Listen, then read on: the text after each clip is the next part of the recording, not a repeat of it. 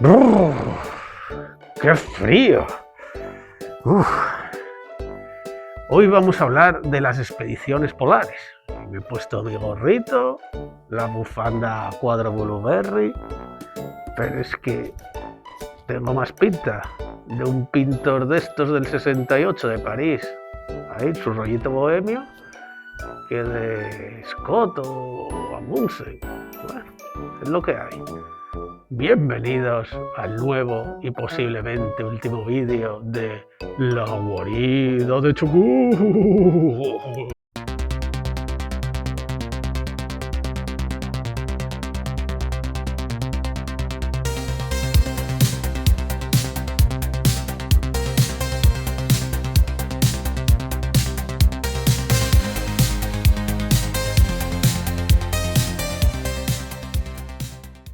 Bueno, y hoy vamos a hablar sobre las exploraciones polares, sobre todo las del siglo XIX, principios del siglo XX. Como hilo conductor vamos a empezar con esta novela de Dan Simmons, llamada El Terror. Es una obra de ficción, pero trata sobre un hecho real, la expedición perdida de Franklin, que fueron 2 barcos con 100 y pico tripulantes, de los que nunca se supo nada. Tenían como objetivo cruzar el paso del noroeste. Al norte de Canadá está lleno de islas, penínsulas, canales, y de aquella no se sabía si lo eran o no. El mayor problema es que el mar se congelaba, y ya no solo en los inviernos, había veranos enteros que se congelaba la banquisa y se quedaban atrapados los barcos y la gente tenía que salir por patas, en trineos. Bueno, pues a esta pobre gente le pasó eso. El libro está muy bien. Para el que le resulte más familiar, Juego de Tronos está escrito de esa manera de el personaje habla en primera persona, un personaje diferente. Hay personajes como el del médico Gusir, que habla a modo de diarios. 13 de junio de 1858.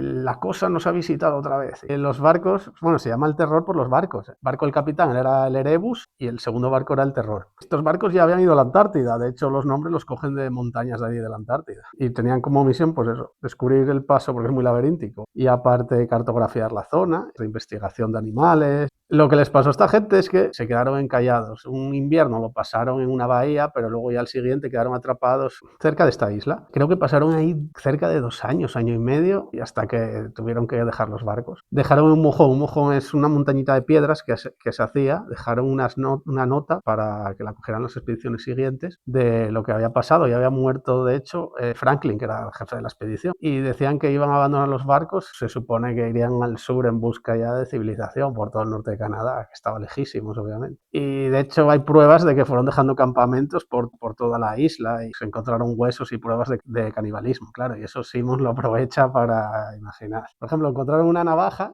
grabado en la madera, jique, y con solamente eso, pues se crea el personaje más sabandija que leí. Y luego también hay sitio para las relaciones humanas, dentro del propio terror de la novela, hay relaciones íntimas que están muy chulas, que luego se hizo una serie que está muy bien, con actores buenísimos y muy entretenida, y la atmósfera muy conseguida, pero obviamente no consigue que las relaciones humanas sean en el libro, eso pasa casi siempre. Pero muy recomendable, además solo son 10 capítulos la serie, y la ves y ya está. Por cierto, el libro lo tengo hecho caldo. Se lo dejé a gente, buenos amigos, porque me lo devolvieron. Odio a la gente que no devuelve las cosas. Bueno, algunos no se dan cuenta, pero es que otros son unos cabrones. Lo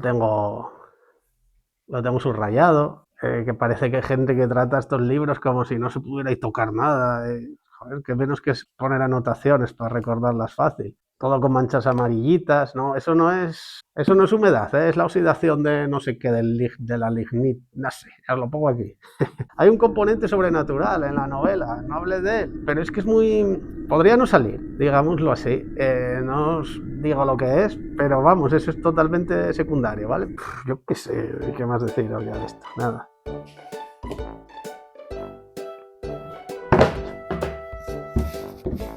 Y el juego que más va con la temática de la que acabamos de hablar puede ser este Through Ice and Snow, a través del hielo y la nieve. Es un juego de la editorial española Dos Tomates. Salió por Kickstarter hace ya unos años, o GameFound, no me acuerdo qué plataforma. Yo me metí con las 2 cajitas, con esta y con la expansión, porque me gustaba cómo quedaba la foto esta. Y nada, es un juego, es un Eurogame, que se supone que no tiene mucho azar y que el tema no suele importar mucho en estos juegos. Pero este es especialmente temático. Tiene 2 partes. En una colocas los trabajadores, tienes carpinteros, tienes oficiales, sales, tienes otros que se van de caza. En otra parte vas descubriendo, vas cartografiando y vas cruzando el paso. Cada uno tiene sus objetivos secretos, unos querrán cartografiar por el norte y por el sur, y el que tiene más dinamita es el que elige por dónde se va. Es súper temático. A la tripulación le das corbuto, te empiezan a sangrar las encías. Cuidaros las encías, que si no, la gingivitis es muy chunga, ¿eh? Haceros limpiezas.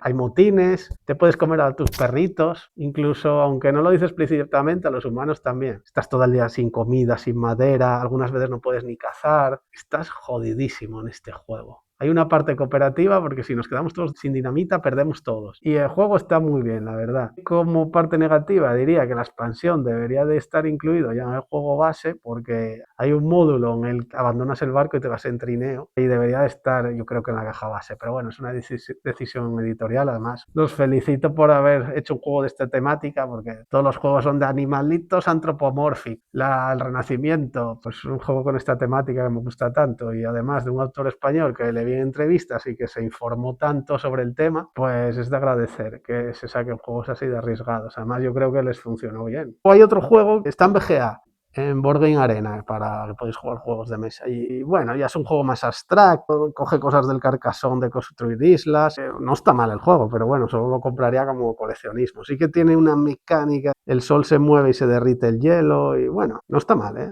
Pero bueno.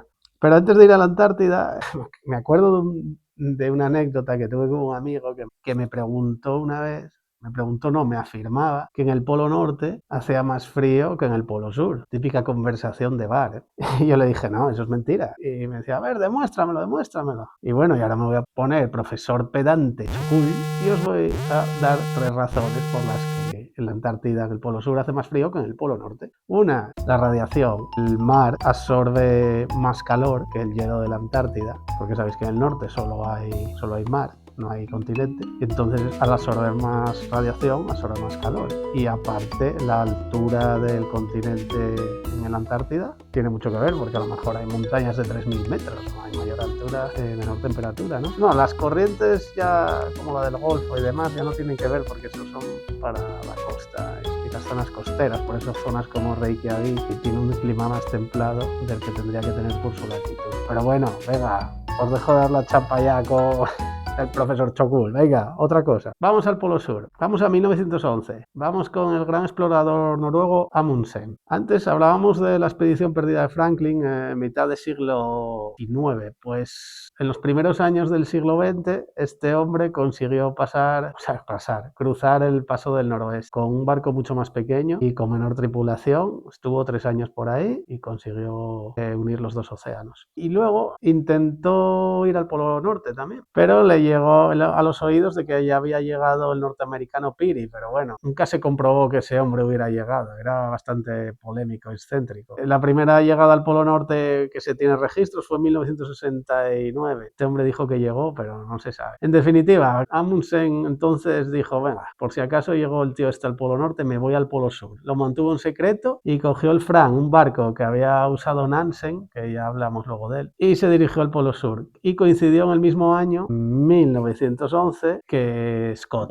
que la expedición inglesa. Bueno, llegaron allí y se asentaron en la gran barrera de hielo de Ross. Es un trozo de hielo gigante flotando en el mar. Bueno, Scott sí se quedó allí. Amundsen estaba en una bahía al lado, en tierra firme. Cogieron rutas distintas para ir al Polo Sur. Estamos hablando de miles de kilómetros. Y no es llegar y ponerse, venga, vamos de excursión al Polo Sur. No, hay que entrenar, hay que enviar expediciones para enviar suministros cada X kilómetros, no sé, cada 30, cada 40, no sé exactamente. Porque en el viaje, claro, no puede ser solo que comas lo que lleves. Y lo que dictaminó quién llegó antes, lo crucial, fue la ruta. Amundsen fue por un glaciar que no estaba cartografiado. Era más peligroso, pero era la ruta más directa. Sin embargo, Scott fue por un glaciar de 200 kilómetros de largo, por el que ya había ido Shackleton, que casi logra llegar al Polo Sur, pero le faltaron suministros y tuvo que dar la vuelta, que ya estaba cartografiado, pero que era muy dura esa ruta. Además llevó caballos, trineos motorizados que se le fastidiaron al principio, y también llevó perros, pero Amundsen llevó un equipo mucho más pequeño, solo con perros, y vamos, que llegó antes en definitiva, tenía mucho más experiencia,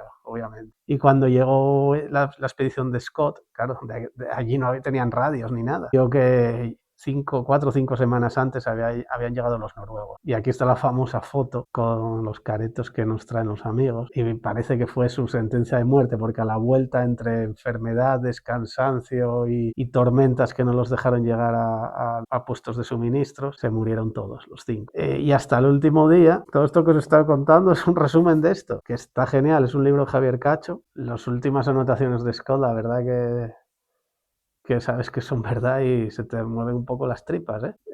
Se escribió hasta antes de morir y está todo sacado de sus diarios, o sea, no hay nada aquí de ficción inventado. Este libro es genial. Y un juego que tiene esa temática es este pequeñito de Looping Games que se llama 1911 Amundsen vs. Scott. Es una editorial que tiene esta línea de juegos 1900XX, un año diferente del terremoto de San Francisco, de la Estación Internacional. Y a mí este es de los que más me gusta porque es muy corto, dura nada, 15 minutos la partida, juegas con cartas de colores para avanzar o para fastidiar al contrario, y está muy gracioso, me gusta bastante. Es que ahora hay de moda unos juegos que vienen en caja pequeña y te intentan hacer lo que te hace un juego grande, y para mí muchos quedan en tierra de nadie, pero a mí este me gusta porque es caja pequeña y juego para jugar en 15 minutos. Y bueno, está hasta un poco temático, oye, lo que haces en las cartas. Está entretenido, además os vale 4 duros, ¿eh? También quería hablaros brevemente sobre Nansen. Antes de que Amundsen usara el Fram para llegar al Polo Sur,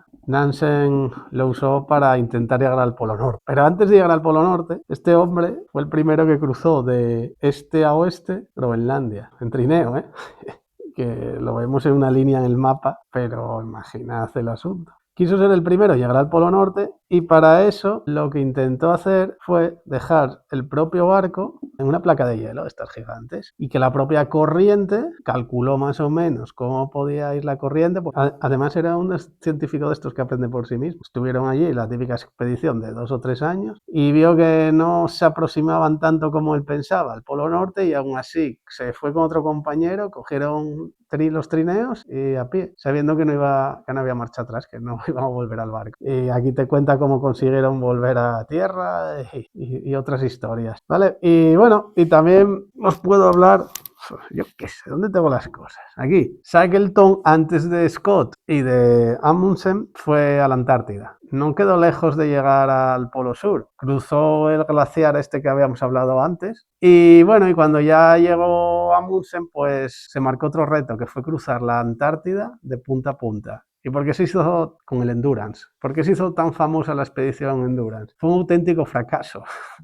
Pero bueno, irían 30 y pico, bueno, no sé cuántos fueron. Bueno, pues estuvieron 3 años o por ahí perdidos sobre témpanos de hielo. El barco se hundió, iban por ahí con las tiendas y con botes pequeños. Después de que se hundiera el barco, estarían 1 año y medio o 2 por ahí. Llegaron a una isla elefante inhóspita, se llama Isla Elefante. Solo debían de tener por ahí pingüinos para comer. Y ya 5 de ellos, incluido Shackleton, cogieron un bote, aquí lo tenéis, hicieron la travesía más chunga que se conoce en la historia de la humanidad. Con ese bote, con los peores mares posibles, llegaron a las islas de Georgia del Sur y aún ahí que llegaron tuvieron que pasar unas montañas, una cordillera para llegar a Puesto Ballenero. Imaginaos el cielo encapotado, con las peores olas del mundo, días en ese bote. Debían de tener solo un sextante.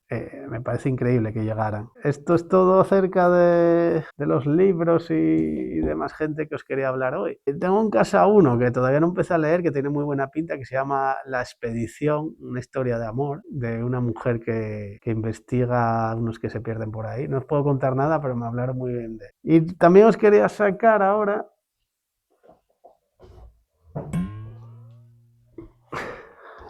esto. Hombre, ¿cómo no voy a sacar el Arkham Horror aquí? Porque tiene que ver con esto, con las montañas de la locura. Pero bueno, esto ya es ficción, ¿eh? Es de una expedición que va a la Antártida y se encuentran cositas de Lovecraft. Esto es la continuación de este libro. Los que conocéis Arkham Horror ya sabéis que es un juego de cartas que cada escenario es completamente diferente y bueno, es un vicio. No os voy a hablar mucho de él, pero de eso, que sepáis que también transcurre en la Antártida. Y los que conozcáis la novela de Lovecraft, en las montañas de la locura, que creo que es su novela más larga, y mirad qué fina, ¿eh? Pues que sepáis que esto es como una especie de continuación. Una campaña muy narrativa, donde vais a llevar a una expedición y se te van a ir muriendo poco a poco. Y luego ya no saco cosas de DC, porque DC ya es meterse demasiada ficción, pero ya hablaremos de DC en otros vídeos, hombre. Bueno, pues nada, suscribiros, darle a la campana. El próximo vídeo, ¿sabéis lo que voy a hacer? Voy a hacer un timeline, el timeline más largo de la historia de la humanidad, no, del universo. Vedlo porque va a ser apasionante, os lo dice Chocul. Adiós.